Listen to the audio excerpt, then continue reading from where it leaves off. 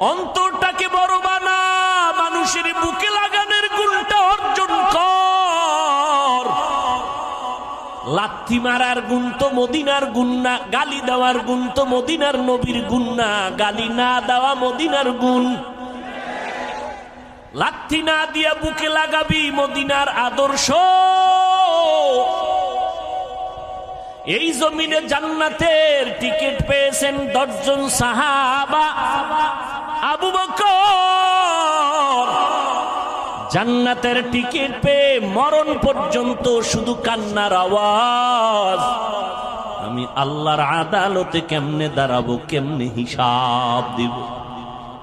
ওমর কাঁদতেছেন, উসমান কাঁদতেছেন, ওই অন্ধকার কবরে আমি কেমনে একা থাকবো।